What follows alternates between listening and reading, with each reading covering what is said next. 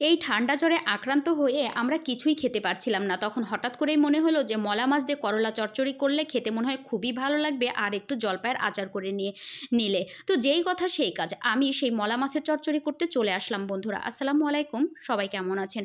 তো আমি কিভাবে মলা মাছের চচ্চড়ি করছি করলা দিয়ে, সেটা আপনারা দেখে ঠিক করতে পারেন।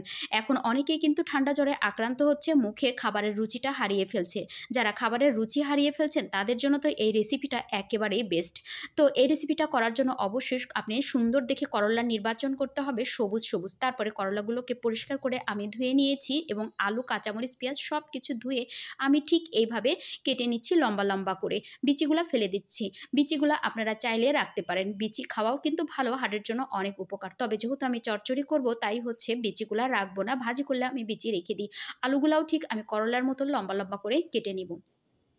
ঠান্ডা জ্বরে আক্রান্ত হলে আসলে নিঃশ্বাস নিতে যেমন কষ্ট হয়, মুখের খাবার রুচিটাই একেবারেই হারিয়ে যায়। তো এইভাবে চচ্চড়ি করে নিলে কিন্তু ভাতটা খেতে কিন্তু অনেক ভালো লাগবে। আমার বাচ্চারাও খেতে চাচ্ছিল যে আম্মু করলা চচ্চড়ি করো তুমি যেভাবে, ঠিক ওইভাবে করে দাও, তাহলে মনে হয় খেতে পারবো। তো মেয়ে যেহেতু বললো তাই আমি করলা চচ্চড়ি করতে চলে আসলাম। আর আমারও এই করলা চচ্চড়িটা দুর্দান্ত ভালো লাগে। আপনারা যারা কখনো খাননি ঠিক এইভাবে তৈরি করে খেতে পারবেন। তো লবণ দিয়ে কিন্তু আমি কাঁচামরিচ, পেঁয়াজটা খুব ভালো করে ম্যাশ করে নিয়েছি। ওইখান থেকে সুন্দর একটা ঘ্রাণ বের হয় যখন লবণ দিয়ে এটা ডলা হয়। তারপরে সরিষার তেল দিয়ে অবশ্যই এই তরকারিটা করবেন, খেতে খুব ভালো লাগবে।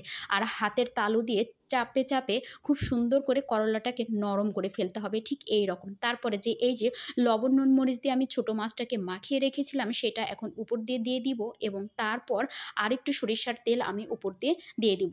মাছের উপরে তেল না দিলে আমার একটু কেমন কেমন বা লাগে, মনে হয় যে খালি খালি লাগছে, মশলাটা গায়ের সাথে লেগে থাকছে না। তারপরে যাই হোক তেল দেওয়া হয়ে গেছে, এবার আমি হাত দিয়ে চারিদিক দিয়ে পানি দিয়ে দিলাম। এইটুক পানিতে কিন্তু আমার করলাটা রান্না হয়ে যাবে।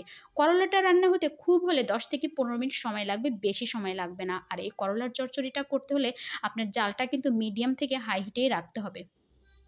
আর এদিকেও আমার ভাতটা হয়ে গেছে, ভাতটা আমি নামিয়ে ফেলবো। আর ভাতটা হয়ে গেছে, আর এদিকে আমার বাচ্চারা আবার এই যে জলপাইয়ের আচার খাবে, তাই আচারগুলো কাটিকুটি করছে। আমার তরকারিটা কিন্তু হয়ে গেছে, আমি নামিয়ে ফেলবো।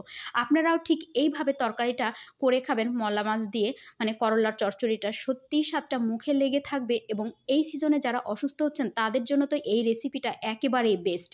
তো আমার তরকারিটা হয়ে গেছে, আমি নামিয়ে নিলাম। দেখেন জাস্ট লুকটা। এই তরকারিটা যদি চুলার উপরে রাখা যেত তাহলে চুলার হিটে কিন্তু কালারটা নষ্ট হয়ে যেত। সাজুগুজুর জন্য একটা সুন্দর করে মরিচ দিয়ে পরিবেশন করে নিতেন পারেন। এই তো বাচ্চাকে আমি খেতে দিয়ে দিলাম। আমার বাচ্চা দেখেন মাশাআল্লাহ কি তৃপ্তি করে খাচ্ছে। আপনারাও কিন্তু ঠিক এরকম তৃপ্তি করে খেতে পারবেন। ছেলের আমার খাওয়া হয়ে গেছে, তারপরেও দেখেন খুঁটে খুঁটে খাচ্ছে।